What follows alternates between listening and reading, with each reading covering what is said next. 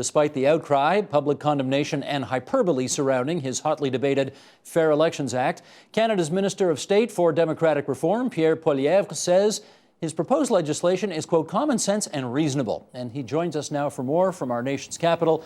Here's Pierre Poilievre, who's also the Conservative member for the riding of Nepean-Carleton. And Minister, it's been a long time. We're glad to have you back on the program. Great to be with you. Most bills, if I'm understanding this properly, are introduced to solve a problem. What problem is this bill aiming to solve? Well, a number of them. First of all, the goal of the bill is to keep democracy in the hands of everyday Canadians by putting special interests on the sidelines and rule breakers out of business. It's a common sense bill that closes loopholes to big money, cracks down on rogue callers who carry out political impersonations over the telephone, and makes it more difficult to vote fraudulently. So that's a very brief summary, but those are the goals of the bill. It's common sense, it's reasonable, and it's fair. Okay, we'll go into the specifics now. What are the special interests that you would like to see on the sidelines? Well, for example, many years ago, all parties agreed that we should get big money out of politics. And so we banned corporate union and mass donations from the process. However, a number of loopholes have emerged ever since. For example, some politicians have taken extremely large loans to the tune of hundreds of thousands of dollars and just never paid them back. Now, Steve, I think you and I would call those a donation, but because they're given the misnomer of a loan, they've managed to get away from being prosecuted for those very large donations. So we're banning the use of loans to circumvent donation limits. Can you give an example of someone who's done that? Yes, there were Liberal leadership contenders from the 2007 race, whereby Liberal contenders took very large loans and missed the deadlines to repay those loans. Almost all of the loans were bigger than the donation limit.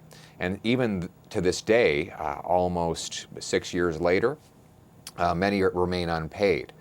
And so what we're doing is requiring that politicians who take political loans do so on a commercial basis, that they must pay commercial interest rates, and there must be a commercial repayment plan. Failure to live up to those requirements would itself be an offense under the Act. And that would, I actually think it's going to drastically reduce the phenomenon of political lending altogether, which is another way of keeping big money and powerful interests out of this process. Okay, let me do a follow-up on that one as well. If this is something Sure. that doesn't affect the quote-unquote general taxpayer, but rather, in the example you've given, the Liberal Party member, why does the government care? Well, it's not just Liberals. This loophole, if exploited by Liberals, could be exploited by others. And what does it mean? It means that a politician could be who's in a position of power could be indebted to a very powerful interest that has a vested goal within the government. And so if you're in Parliament and you're forced to vote on a question related to a specific industry, and you owe money to someone who works in that industry, and I mean big money, then that could be a way in which inappropriate influence could exert itself in the democratic process. But how is that different for example, how's that different from any politician who takes a donation from anybody? Admittedly, the size might be greater, but the second you open your door to taking a donation from any special interest, you're there, aren't you? Well, Steve, you hit the nail on the head with the word size. Because when it comes to political donation, size does in fact matter. And the reason why we've capped them at $1,200, rising to about $1,500, is to ensure that no one person would be allowed to give enough money to purchase political influence. Okay, how about I'm sorry to cut you short, but we've got a lot of ground to cover here, and I want to try to cover it. That's fine. In your first answer, you also referred to rule breakers that you want to clamp down on. Which breakers of what rules? Well, let me give you some examples. Political parties are not allowed to spend over a certain limit during an election campaign, and neither are local candidates. So we have brought in new financial penalties for those who exceed their spending limits. So there will be a multiple of, the fine will be a multiple of the overspending that occurred. So if a candidate overspends by, say, $10,000 or $15,000, then they will pay fines that are multiples of that $10,000 or $15,000 overspending. So in other words, we're bringing in new fines and new financial penalties that will punish those who exceed agreed upon spending limits. That's just one example. We're creating new offenses for anyone who engages in political impersonation. So if you call a voter and say, "Hi, I'm calling on behalf of Party A or B, or on behalf of Elections Canada," when in fact you are doing neither, then you can be prosecuted as a result of the provisions in the Fair Elections Act for an impersonation designed to deceive the voter. Many of these offenses did not exist. And then for offenses that do exist, like deceiving voters as to where the voting location is, we're creating tougher penalties for the offense when it is found. Okay, if memory serves, I think your party was the one that was most notorious for breaking these rules. And I wonder whether you've heard from anybody at head office in your party who said, "What are you clamping down on this for? This helped us last time." Can you give me an example of where our party has done that? Well, how about the robocalls in the last election? Admittedly, you're not the only party that did it, but from what I remember, your party did it more than others. Well, Steve, the Commissioner of Canada Elections just released a report today saying that he did not find evidence to pursue charges against the Conservative Party with respect to these robocalls. So I think it's very unfair to suggest that that occurred.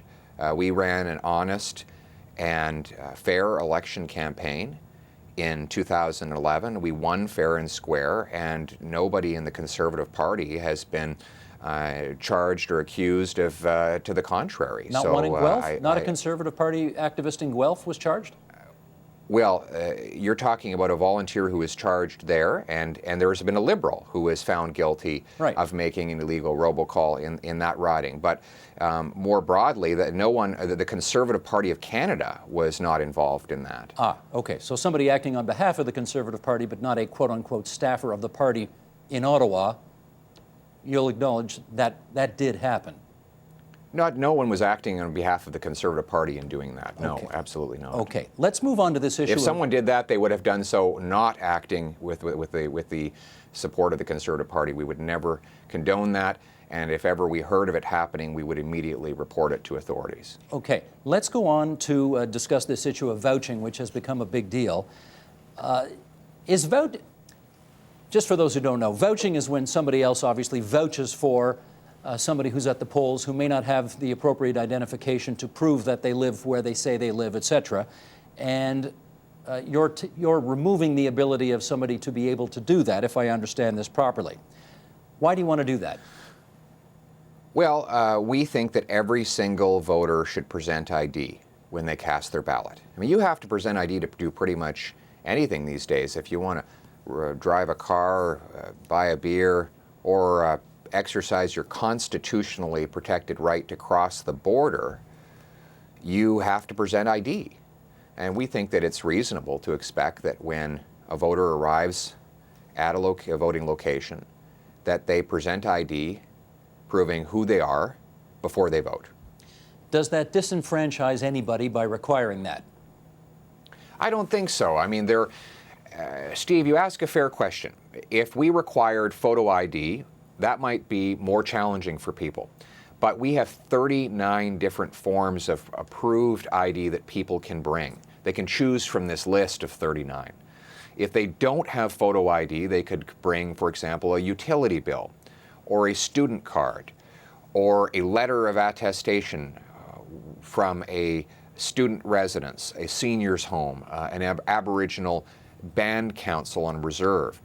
These are among the 39 different options available to help people identify themselves when they vote. We think that's reasonable, and Canadians agree with us. How do you know? Well, I mean, there's publicly available polling data now that shows that the vast majority, 3/4 of Canadians, believe that you should bring ID when you vote. And I've been out in my constituency the last 2 weeks talking with the people I work for, and they have been consistently telling me they think it's reasonable to bring ID when you vote. I don't have to tell you, there are, of course, a ton of media submissions in this country from everything from university professors to a former, to some pretty former heavy-hitting civil servants who say that this will disenfranchise people and that it's wrong-headed and aims to solve a problem that doesn't exist. Could you speak to that? I disagree. I believe that it is reasonable to expect people bring ID. There are 25 million eligible voters in Canada. It's impossible for local deputy returning officers and poll clerks to know all of them and identify them by face. It's not reasonable for someone to just vouch for the identity of someone else when in fact the election administrator knows neither of the two people involved. And so I think that we're asking a very reasonable expectation of people that they bring ID when they vote in order to show who they are. You know, I don't know if you've seen it, but there is this letter that's going around signed by hundreds of academics around the country saying that while you may be well-intentioned, the bill is not good and ought to be pulled and you ought to start again. You've got Sheila Fraser, who, you know, I think it's fair to say was one of the most trusted civil servants in the history of the country, the former Auditor General, calling this really an affront to democracy. Where is the equal and opposing view that would support you, that would be against them, that's coming forward saying we desperately need the changes that you're referring to? Look, the changes that we're referring to are reasonable, they're common sense, and they're fair. Asking someone to produce ID when they cast their ballot is not really a big imposition.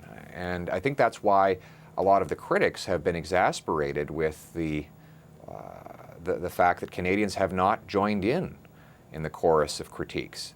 They don't, Canadians on the ground, everyday people, do not agree with the criticisms of the opposition. Most Canadians believe that it's fair to bring ID. They expect that they should have to do so already. Okay, but that's not the only criticism. Not troubled. In fairness, that's not the only criticism people have expressed about this bill. For example, telling Elections Canada they can't promote the right to have people vote, I think for some, sounds a bit odd. Why do you think that should be the way it is? Well, there are two things, Steve, that trigger people to vote.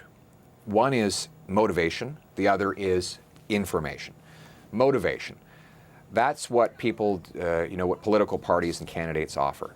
You take a position on policy issues and people are motivated to go out and support or oppose you at the ballot box. Information is the how-to.